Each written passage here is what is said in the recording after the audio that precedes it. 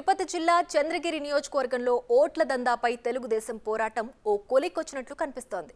ధృవీకరణ పత్రాలు లేకుండానే ఓట్ల నమోదుపై విచారణ జరుగుతోంది. కొంతమంది బిఎల్ఓలకు షోకాజ్ నోటీసులు జారీ చేశారు. నియోజకవర్గంలో ఇతర ప్రాంతాల వ్యక్తుల ముఖాలు సరిగ్గా లేకుండానే వారిని ఓటర్ల జాబితాలో చేర్చడానికి ప్రయత్నించారు. ఇందుకు సంబంధించి ఫారం 6 49,956 ఓట్లను చేర్పించడానికి దరఖాస్తులు సమర్పించారని టీడీపీ జాతీయ ఎన్నికల కమిషన్కు ఫిర్యాదు చేసింది. ఈ నేపథ్యంలో ఆర్డీఓ నిశాంత్ రెడ్డి దీనిపై విచారణ చేశారు.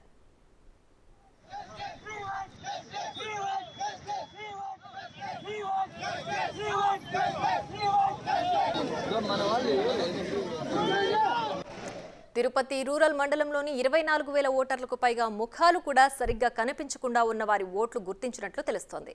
వారు సమర్పించిన ధృవీకరణ పత్రాలు కూడా సరిగ్గా లేవని తెలుస్తోంది. దీంతో సంబంధిత బిఎల్ఓలపై విచారణ ప్రారంభించారు. స్థానికేతరుల ద్వారా ఫారం 6 తీసుకున్నట్లు తెలుస్తోంది.